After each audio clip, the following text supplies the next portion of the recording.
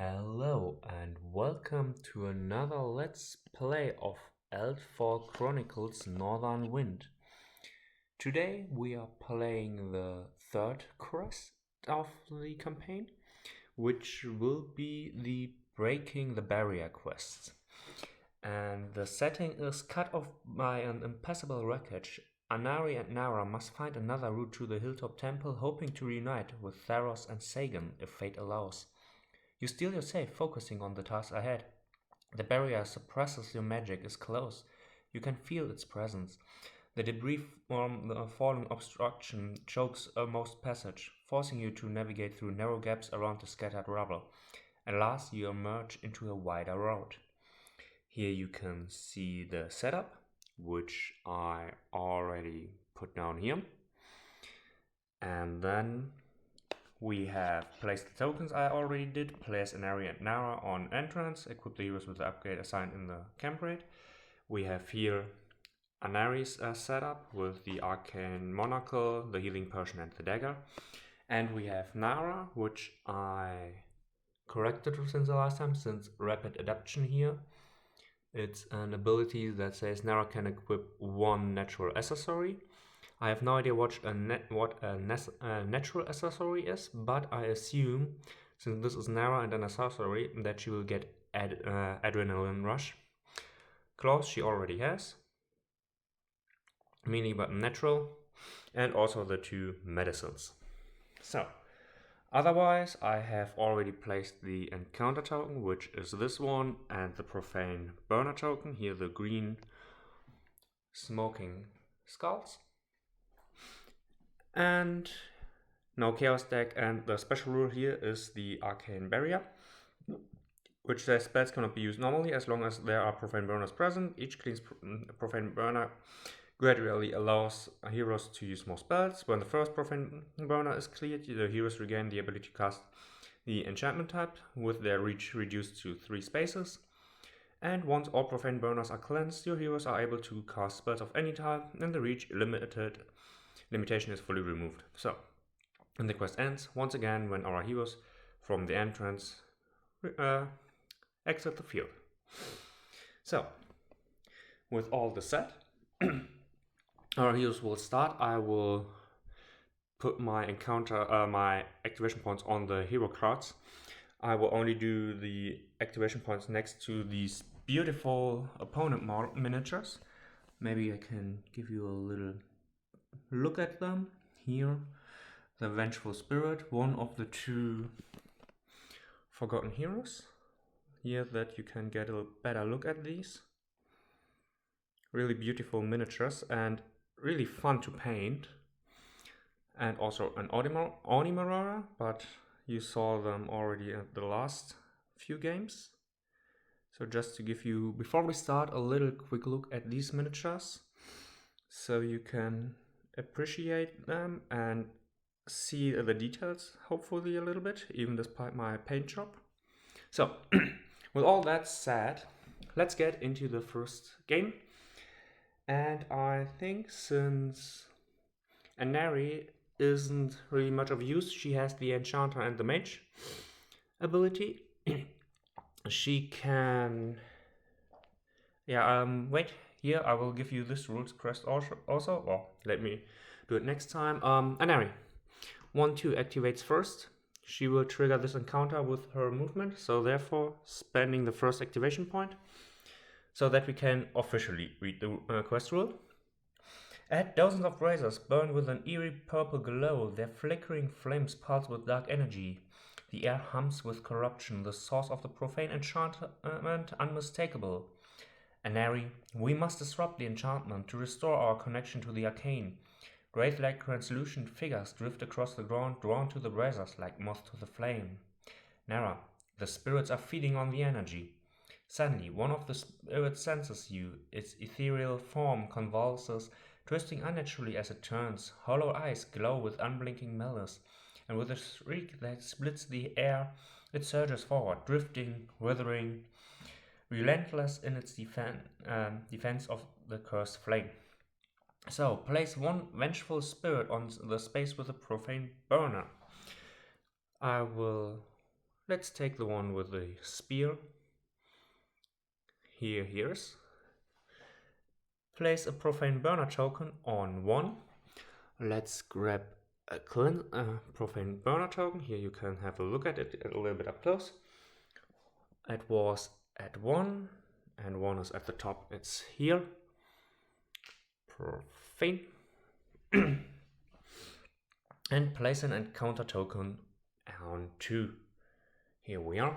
So here the last field of the asset is called the Pilgrim's Way. Now the quest rules. Cleansing profane burners. A model may cleanse a profane burner by performing interact on the same space and spending 1 mana counter, or by performing a successful moral -3 roll.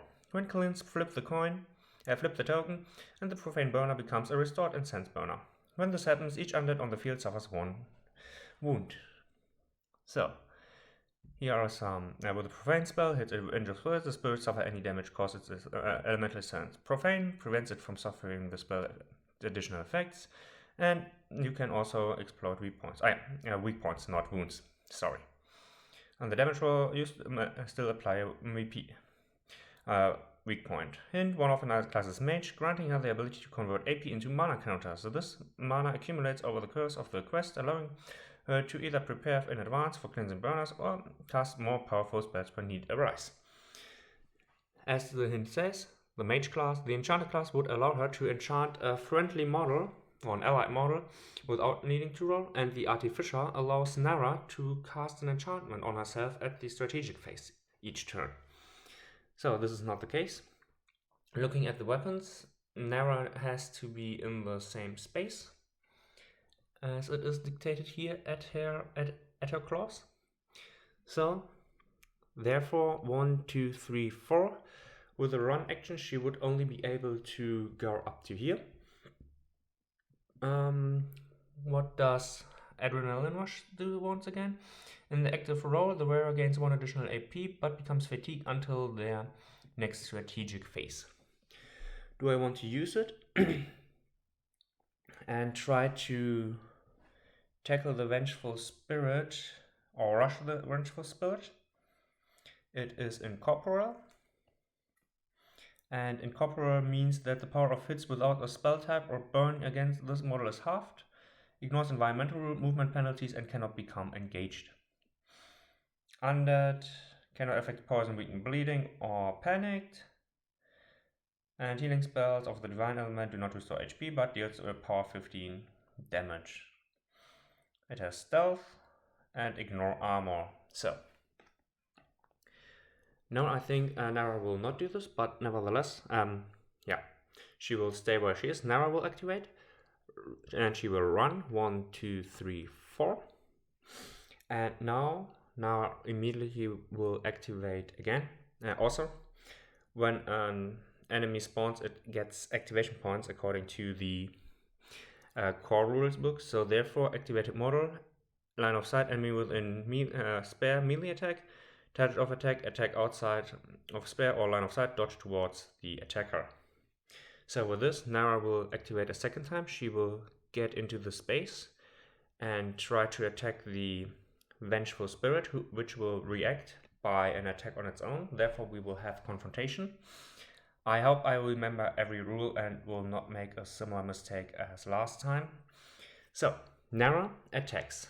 Therefore, she has, with a claw, strike equal to stamina. Stamina is 2, therefore 2 dice for Nara. But the claws gain +1 strike when attacking a target without armor points. And the Vengeful Spirit has no armor points, therefore she will get a 3rd die. The Vengeful Spirit in its reactive roll will only get 1 die. Therefore, I will start by rolling the 1 die for the Vengeful Spirit. With a 17, it is far above its defense of 8. And now Nara has to roll, because in an active roll, offense 13 or less. It's a 12, it's a 13, and it's a 5 here. Therefore, she wins the confrontation decisively with 3 hits. Now, her power is equal to her toughness of 12, but no armor, and since it is not a magic attack or has the burn, because of the incorporeal, it is reduced to 6 or half to 6. Therefore, 18 on the white die, 18, 15, and 19. No wound was caused. And since at this space there are only 2 miniatures allowed, or it has a space slot of 2, this is now currently occupied with Nara and the Spirit. And now looking at Anari's card with her accuracy and offense of 8 each, this is really not something where I want to throw a dagger and try to wound it with a roll of 6, which is halved, so 3 or less. Therefore, Anari will spend her second activation point and convert it into a mana token. So, and with this, let me get the tokens correct, because now the Vengeful Spirit's turn is, and it will attack Nara. And Nara on her part will react by making an... I think I will do a dodge roll, because she has, in this instant, gain +1 strike when attacking a target without armor penetration, armor points. So therefore she would gain 1 for a reactive roll and the second one for her claws. But I think I will still try to dodge to avoid the wound. And Anari will also react, and she will dodge 1 square closer. Therefore, now rolling for the Vengeful Spirit in his offense roll and for Nara in her defense roll. Will the Vengeful Spirit hit? It has an offense value of 10. Let's see. With a 19, it fails to hit. Therefore, I do not have to roll, but I'm curious. With an 11, Nara would have dodged it anyway, and she will use it to dodge out of the space, getting into a space where up to 3 miniatures are allowed. So, since we are in the active row, we are looking at the active side of the behavior card, closest enemy, which is here still Nara. Within 2 spaces, walk into the space. So in its second activation, the Vengeful Spirit will just do that. Getting to Nara, continuing on, line of sight, not applicable, others not applicable, and enemy within space, therefore it will attack now. And with the attack, Nara is also still able to react, and Nara this time will try to confront the Vengeful Spirit, simply because the Vengeful Spirit has also only strike 1. So I didn't look it up. I just thought I had made a mistake, but so 1 strike for the Vengeful Spirit. And Nara, normally 1 strike, as I said, with a claw special rule, she gets a second. She has a defense value of 10, so 10 or less, and the Vengeful Spirit has an offense of 10. So let's see what we will get. The Vengeful Spirit, with an 8, it is able to hit. Let's see if Nara is able to defend herself. 18 and a 19. So Nara absolutely botched this, and she is now hit by the Spirit. The spectral weapon has the trait Ignore Armor, therefore it has to roll a 10 or less because of its toughness value to wound Nara, who has no armor anyway.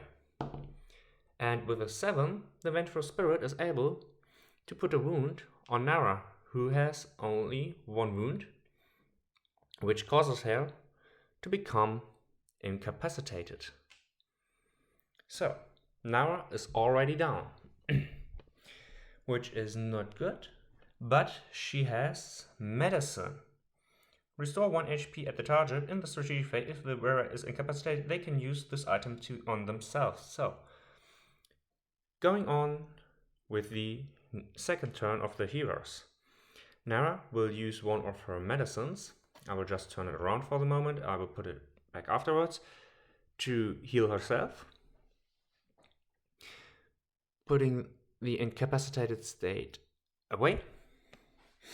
And in her upkeep phase, which follows the strategic phase, will get back her activation points. As I said, Enchanter and Artificial are also in the strategic phase, but since they're still the Profane Burner, they are unable to react. Now, In her offense turn, do I want to try it? Since there is no turn limit, I will try and use the Adrenaline Rush to give Nara a third activation point, and hopefully she will not waste it and get defeated by the Vengeful Spirit. Therefore, she will start by attacking the Vengeful Spirit, which will, turning the reactive card over, will also attack in return.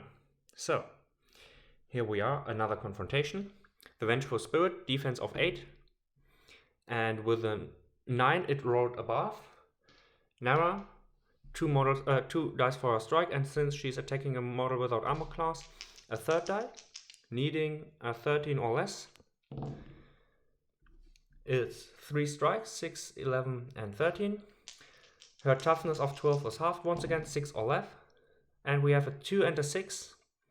And with that, the Vengeful Spirit becomes incapacitated. Yeah, and normally the model would stay there, but I will just put it away because of convenience, but I'm not sure if undead are removed. It is not removed as it is with a construct, so normally it would stay here. I can keep it there because it is incapacitated, but as far as I remember the rules, I have to check it between games, but the Vengeful Spirit wouldn't take up any space anymore. But with this was the additional activation of Nara, who will becomes fatigued until the next strategic phase. So in her reactive role, she will not get any activation points. So Anari will activate first. 1, 2, coming up here, and she will perform an interact action where she's spending her collected mana token, putting that one aside, and turn this into a Cleanse Brazier. With this set, we have no hostiles, so therefore we can activate Nara, who will just move up to here, getting ready, and Anari will immediately convert her second activation point into another mana point. Since I used Adrenaline Rush, she has a third activation and she is able to cast spells. I just put down the spellbook here, and she's able to cast the necromancy spells up to 3rd level, but since we only cleanse one, only the enchantment. So range sorcery, enchantment, spectral sight. She could get advantage and necrotic wound, cleave, and poison 2. Soul Leech gains a mana count whenever an enchantment model successfully deals a wound. On Leech Life, when an enchantment model gains 1 hit point for each wound dealt to an enemy model without undead or construction. So basically here the spectral sight is quite attractive, but I will just wait. I will just let this activation point go to waste. She will get the fatigued condition. So therefore, in her reactive role, she will not gain any activation points. But since there is no hostile, I will just keep her where it is, and I will go immediately to the next phase of the heroes. Here we are. And I will start, since I can now cast enchantments up to reach of 3, 1, 2. I am able to boost Nara quite. Since she's an artificer, she will cast the Spectral Sight, which grants herself advantage against undead onto herself. And since Anari has the enchanter, she's allowed to cast Cryomancy, or let me just have a look, Enchanting 1. So we can have a look here. She has the affinity for water and fire, so Burning Touch would be able, which would give Sweep 1 and Burn. Here she has Deep Freeze. This is already level 3. It is only level 2. So therefore Cryomancy is currently out because it's healing and sorcery.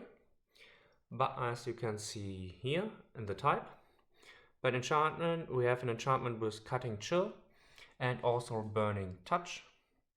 But I will use Burning Touch on Nara because it grants Burn, which ignores the incorporeal rule of the Vengeful Spirit. So advantage against Undead, as well as the Burning Touch, so she get an enchantment token. Now, we have encounter 2 up to here, and I think 1, 2, 3, 4, Anari will activate first. Walking 1, 2, 3, 4 spaces, staying where she is here, triggering the second encounter. As you approach the next burner, more spirits materialize. Their spectral forms contort, siphoning from the flames. Then their baleful gaze lock onto you. Deprived of the lost burner's energy, they now hunger for a new source, your very life force. So, roll a die. Since Anari moved, let's see what we have. We have a natural 1.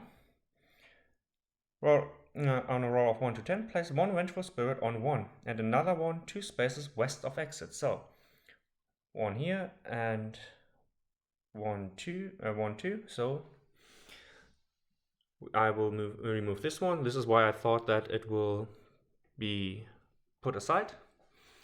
So this Vengeful Spirit is there, and now the second one 2 spaces west of the exit.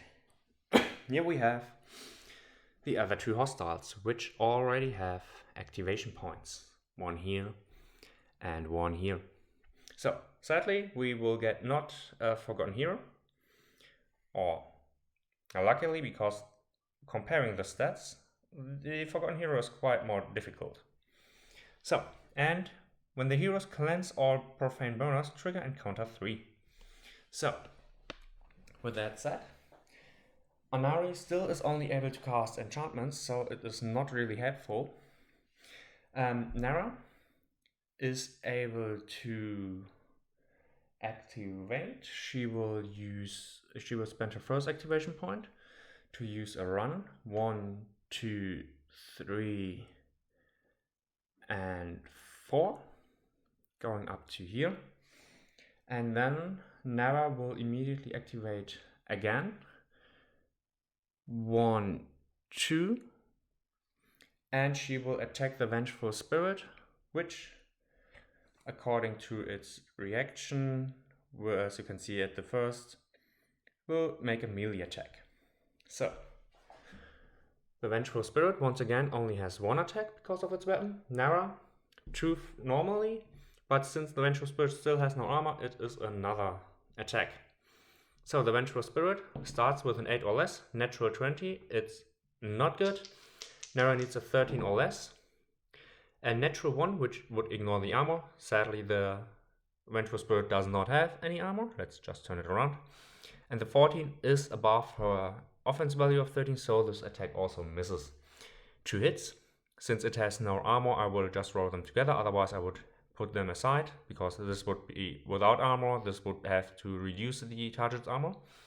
And this time, since Nara is enchanted with the Burning Touch enchantment for Anari, which gives her Sweep 1 and Burn 1, the Burn trait is the reason her power is this time not half, because, as we can see here, the power of a hit without the spell type of or burn against this target is halved. But it has the burn trait, therefore Nara is now allowed to use her full power of toughness 12. 112 or less. Okay, it is 2 times, so the Vengeful Spirit is definitely incapacitated 1 more, and I will just put it to the side again. So, next, Anari has still 1 activation left. She is still unable to do any meaningful. So with this, she's currently 1, 2, 3, 4, 1, 2, 3, 4. So both models are close to the Vengeful Spirit. With this, Anari will just activate, going one space back. That Nara is the next closest manager. And she will... What do we have here? Enchant models at melee attacks gain +2 power when the enchanted model hits a target with a melee attack. The target becomes immobilized. 1, 2, 3, 4. Yeah, she will just go one space back. Okay, next. Vengeful Spirit's turn. The heroes are getting their reactive role, the Vengeful Spirit in its active role, and the Vengeful Spirit according to its card, within 2 spaces. Neither of the heroes are. Line of sight, it is to Anari, therefore run towards the enemy. Closest enemy is not, because line of sight, it is, as I said, to Anari. So, it will run to Anari. It has a walk of 2. Therefore, it activates. And 1, 2, 3, 4. This will trigger a reaction from Nara, who has here line of sight towards this space, from here up to here, or even from here up to here. She will activate. She will make a dodge to move. She also has 3 spaces. I totally overlooked that. She will dodge 1 here. And since the values are rounded up, she has a 2nd space to dodge up to here. And also, Anari, she will dodge.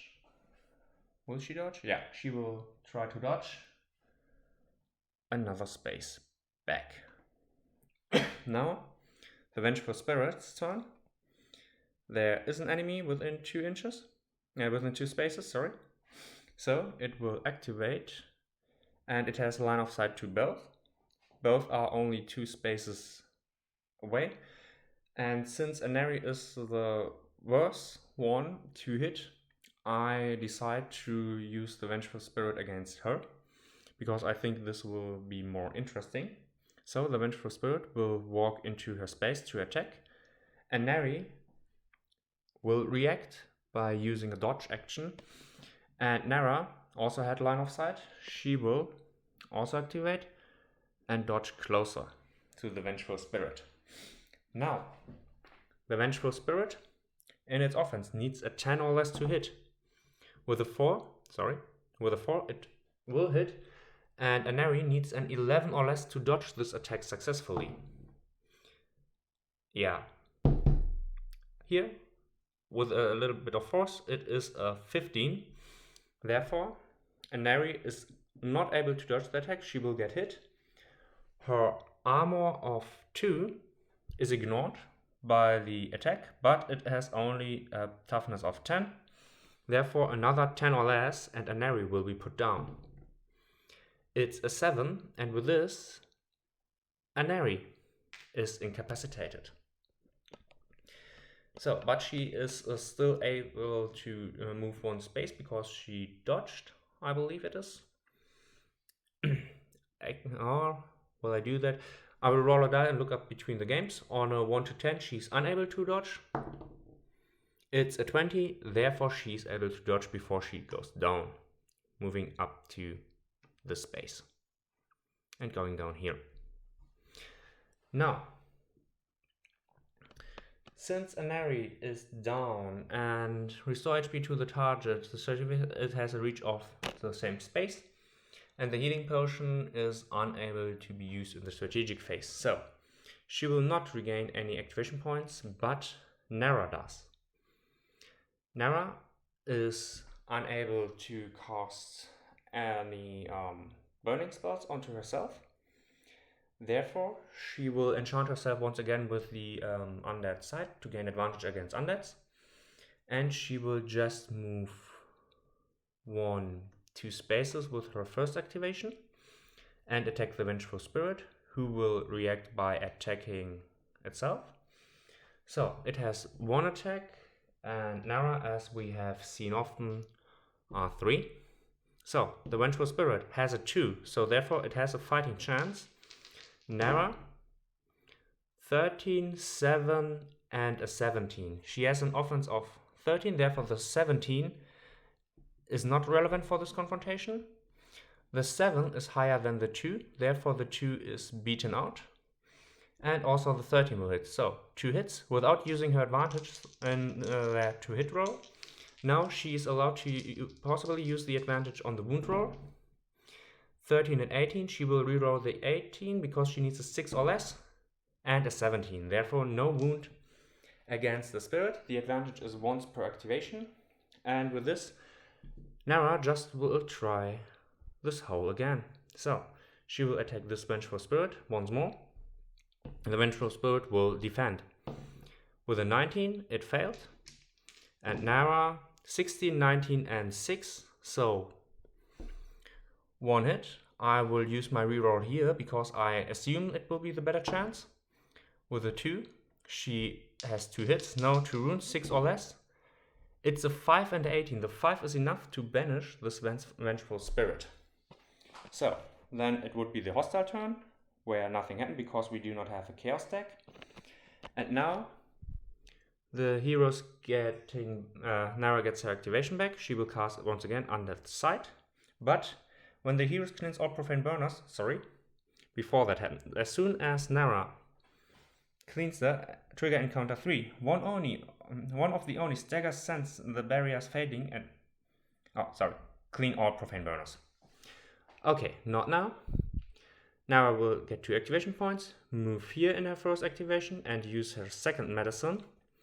This was quite an expensive game because I totally overestimated the hero survivability. I had in mind that they have 2 wounds each, but they only have 1. So Nara revives her friend, who does not gain any activation points. So they will wait here for the next turn, when Nara will once again get the Burning Touch for Sweep 1 and Burn 1, and cast on that side onto herself.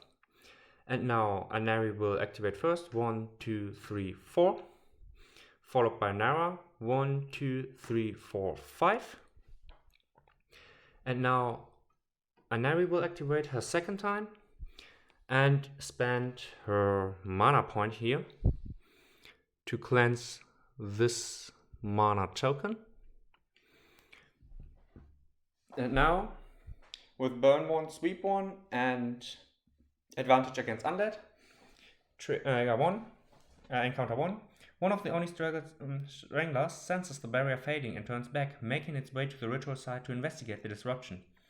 Place 1 Oni Marauder with 1 wound and 3 weak points on exit, facing the heroes. So, here we are. It immediately gains 2 activation points. And it has a movement of 2. In its active phase, it will walk 3 spaces.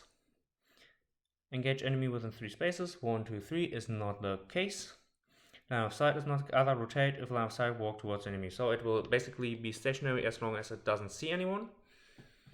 And I will use that to my advantage and stay where I am to wait a turn. Well, since the field is here, it is unable to put... no, I have to correct myself. Here we have open edges. And with this, we can draw a line of sight to this space. So the Oni Marauder sees our heroes and will activate and will walk towards them. So there's not much time left. And that said, Nara is out of activation. Nara is also there. The Oni Marauder also has Sweep 1. Therefore, it will hit all in this space. So Nara will activate 1, 2, 3. 1, 2, 3. She will go up to here. And she will cast another enchantment onto herself. Or since this is already cleaned, let's see if we have another one. We have Leech Life, for example. The enchanted model gains 1 HP. Each wound it's dealt to an enemy. Type model regains 1 HP. Was incapacitated. Okay, second chance is now enchantment we can cast. Soul Leech, Cleave and Poison continues. Oh, the target became poisoned, which sounds nice. So we will try to cast the enchantment ranged of Curse of Decay against the Oni Marauder. Since it is declared against an hostile or another model, an opponent model, this will count as an attack, and the Oni Marauder will try to dodge it. Let me just look up. Sorry, and I'm not sure about the enchantment. I will just look up the rules for enchantment and how to defend them, and I'll let you join as soon as I have found an answer to it. I looked up the enchantment, and it is just to bolster or weaken the target. So normally it lasts until the next strategic phase. It can only be affected by one. Marked with a star is used. The symbol power has the spell type, so therefore magical attack, and only one. Spells cannot effects of enchantment spells cannot be prevented by a successful dodge. So this is in the last sentence. A model can be enchanted by only one item, and effects of enchantment spells cannot be prevented by a successful dodge. So the Oni Marauder cannot prevent it, but it can at least get a little bit closer. Line of sight enemy within one, no. Target of an attack, line of sight, and no line of sight attacker, dodge towards the attacker. So with this, the Oni Marauder will dodge towards Nara, even when he cannot prevent it, if it should be successful. And Nara will 1, 2, 3, 4, 1, 2, 3, 4. 3 will stay where she is, because otherwise Anari will get hit. And Nara will cast or try to cast the Curse of Decay at the Oni Marauder. So I will not try to dodge it. And Nara now, using her intelligence, because it's a casting roll, 13 or less. With an 11, it was successful. It is a continuous spell, therefore it will stay. Otherwise, normally an enchantment would be only if it lasts until the next strategic phase. And with this, the Oni Marauder is weakened. And the weaken, here we have it, halves toughness and -1 strike. So instead of 2 strikes, it only has 1 strike left. And instead of toughness 15, 7.5, rounded up 8. So instead of 19 or less, it is only 12 or less to wound now, which is a huge deal. Also, it has, oh, okay, sorry, I thought it was the Berserker, so everything is fine. Now, with that said, this was the hero's activation, giving the heroes their reactive turn here, and the Oni Marauder its active turn. Here we go. The Oni Marauder, according to its card, activates first, use Demon when able. Demon means that if it's wounds a target, it must moral roll. If failed, it has become panic. Critical hit automatically panics, and +4 against panic targets. In combination with its -1, -2 to moral checks for every level of this ability, it is quite nasty. And here, Stagger suffers a hit with a lose 1 AP. And Sweep models within the same space and adjacent space within line of sight, and melee after a hit. So, now the Oni Marauder activates first, and it has a movement of 2. 1, 2. 1 space adjacent to it, so this would be these two, since it is not diagonally, therefore it cannot hit.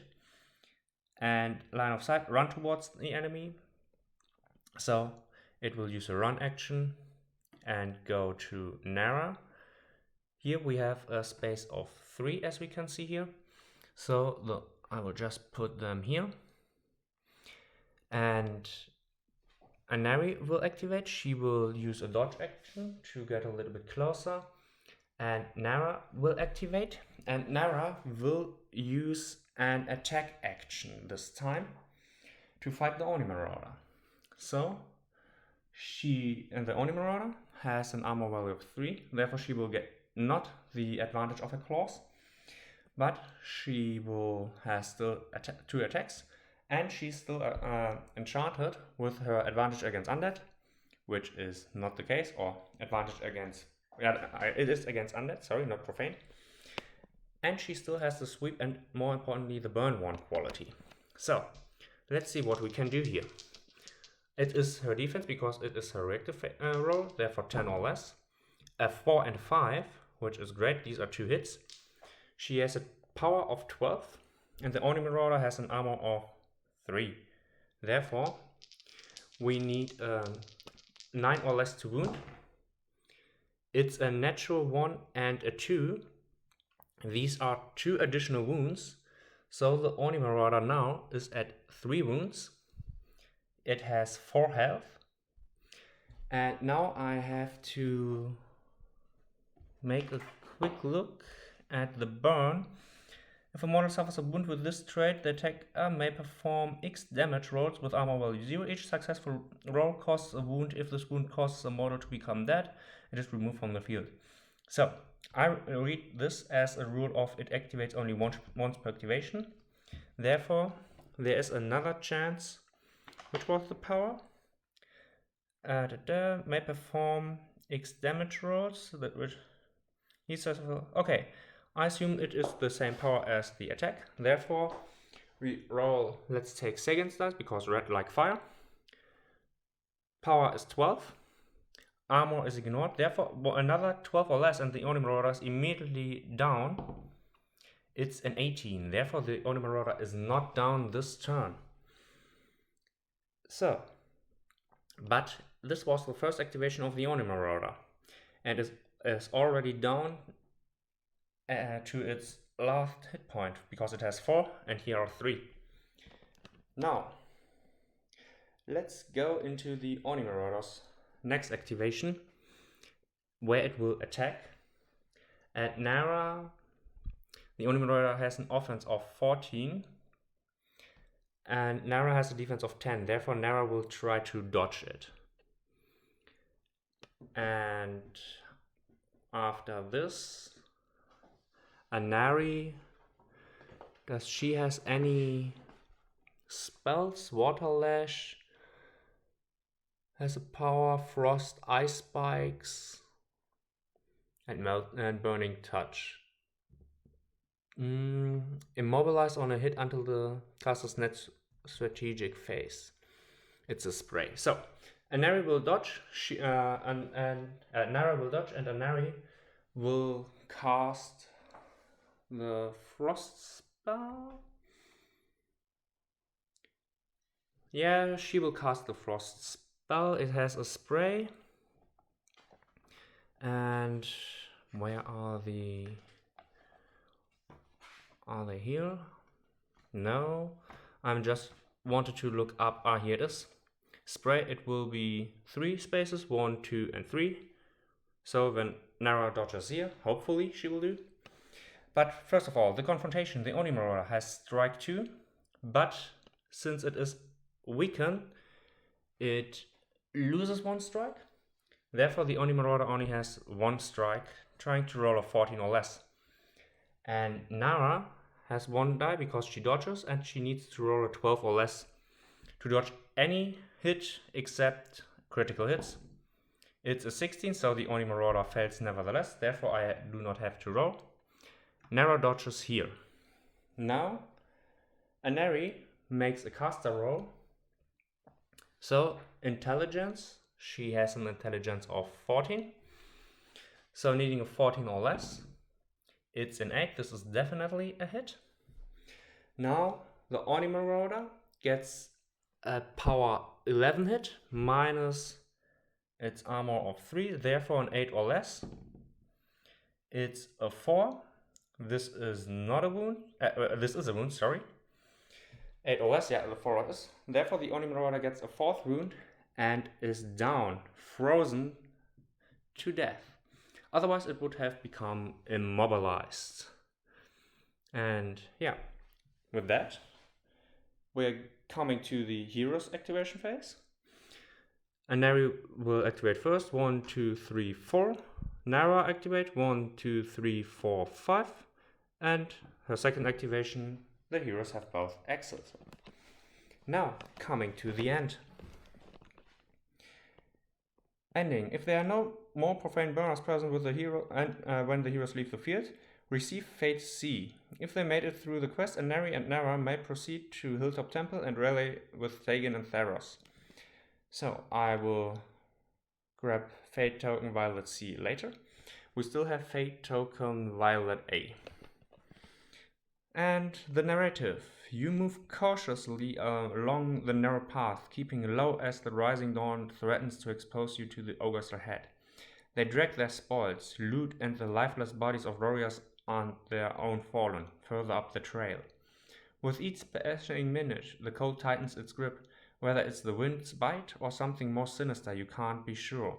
All that matters is pressing on, hoping to reunite with your party. So, quite expensive because I lost both medicines. But both heroes are up to shape, both heroes have all their casting. I hope I remember the ranger and especially his combat art of 4 in the next game, and Theros combat art of 1, as well as his rogue class. And next we will be on Hilltop Temple. So as you can see here, it's a larger map, and let's have a final look at our 2 heroes. Successfully bruised but not done, and I hope you enjoyed this let's play, and see you next time. Bye.